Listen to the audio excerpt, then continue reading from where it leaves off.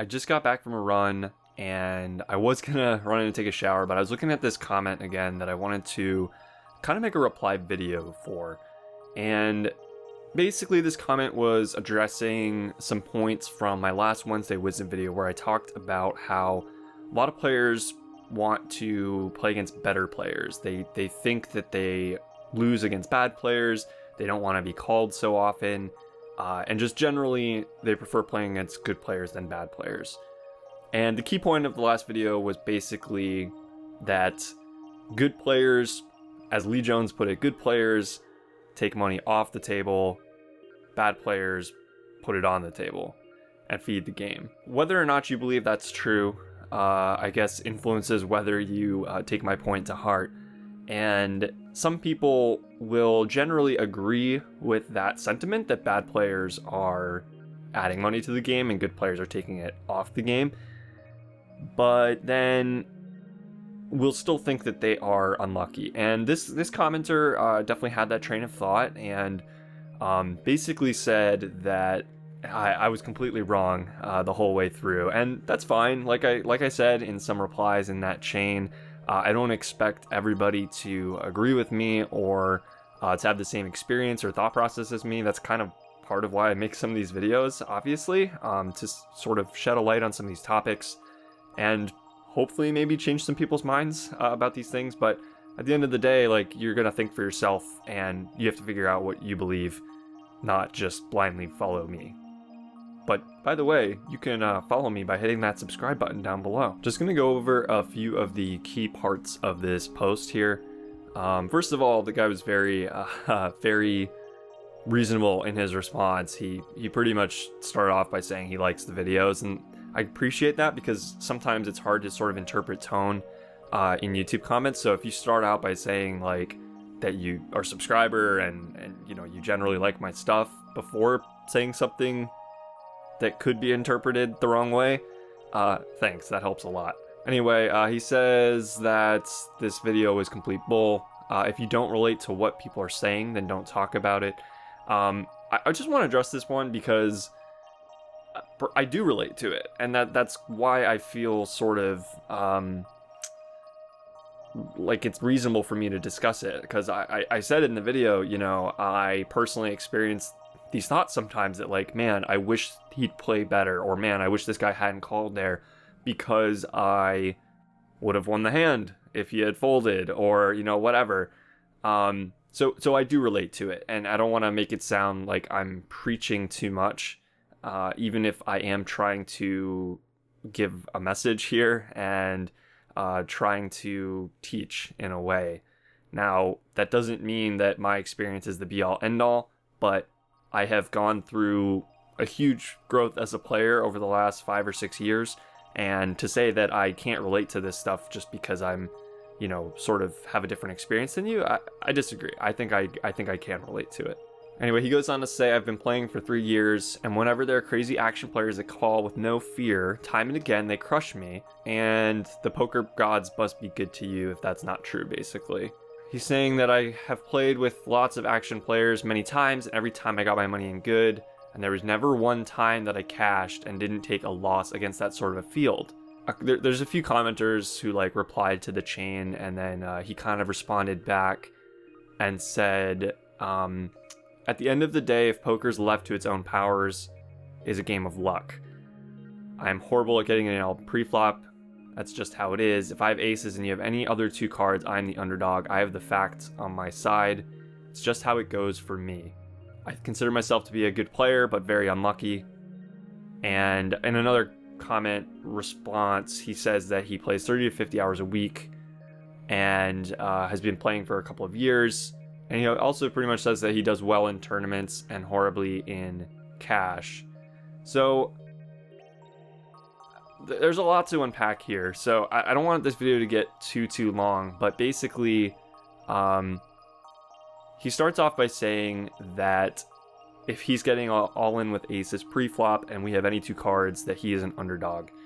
And I guess this is the part where I have to start taking a step back from this comment, because if you truly believe that you are an underdog when you have pocket aces and the money's all in pre-flop and there's no more action on a later street.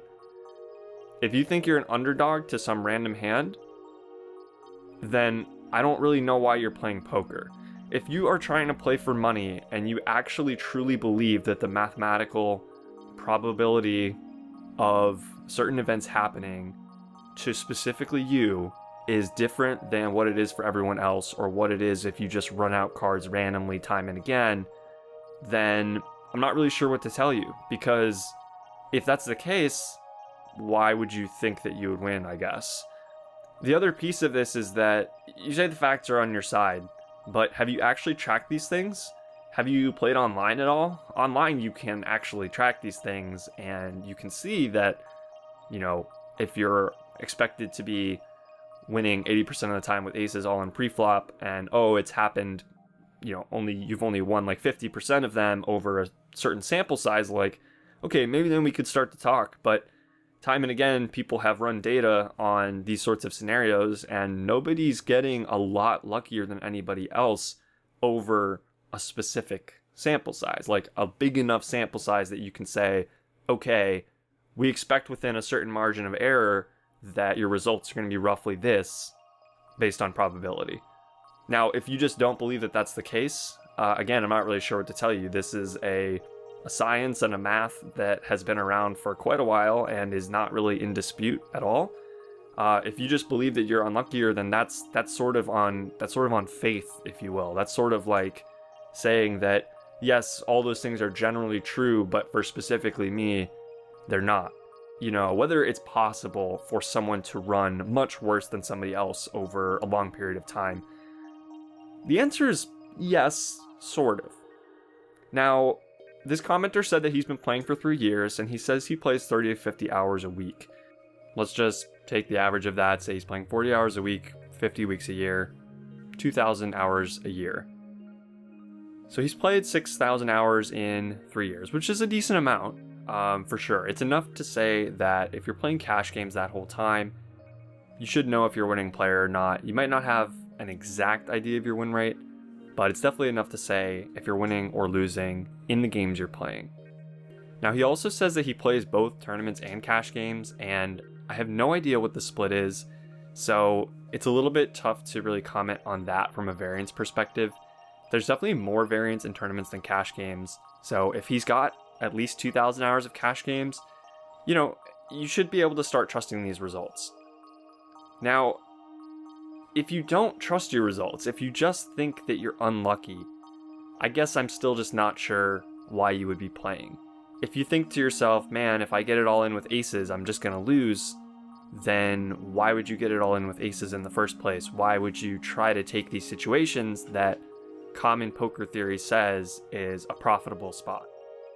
Just to run over a quick scenario here, let's say you're playing 1-2 and you are only allowed to go all in pre-flop with aces, not make any other play, but every time that you go all in with aces, someone will call with a random hand and you'll be heads up.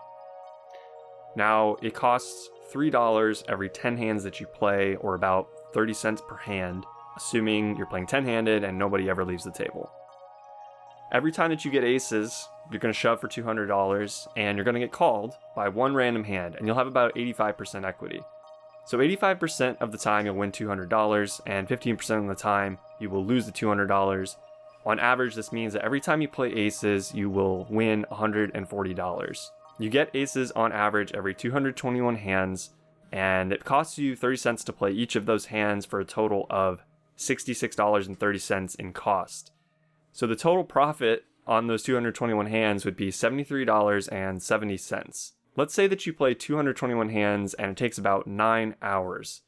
That's about 25 hands per hour, which is pretty typical of a live game. Your hourly in this case would be a little over $8 per hour, and that's just from playing aces, just from going all in pre-flop, and in a game where somebody's just always going to call you.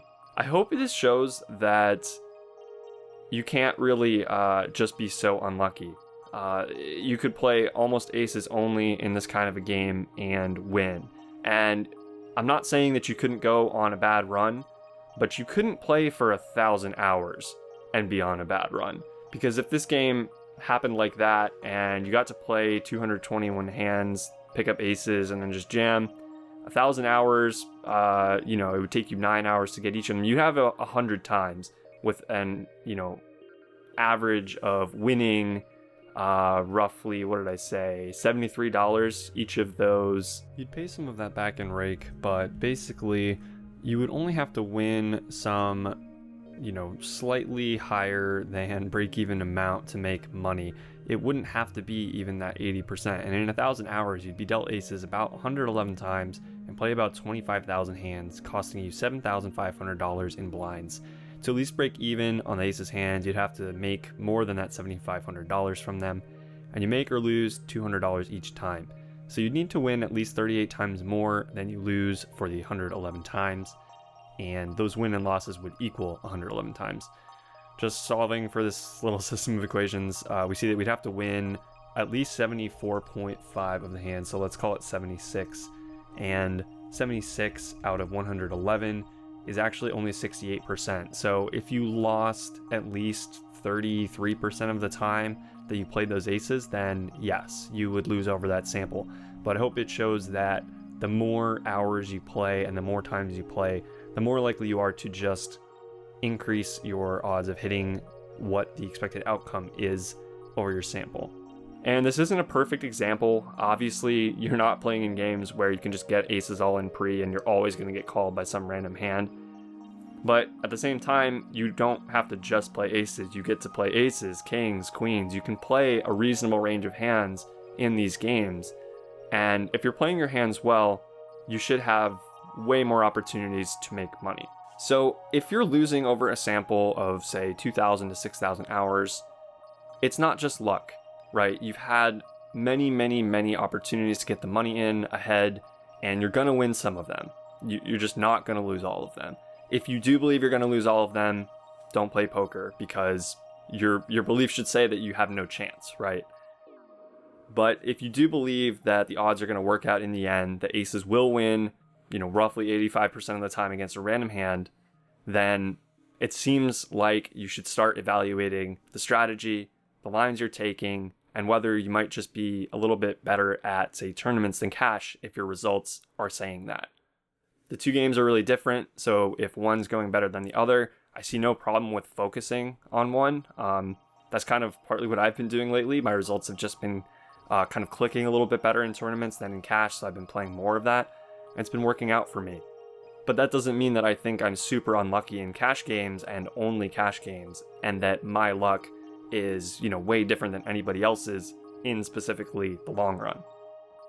In the short run, yes, anyone can lose with aces. You can lose with aces 10 times in a row. That's possible. Unlikely, but possible. But 100 times? 1,000 times? These are just improbabilities that aren't actually possible.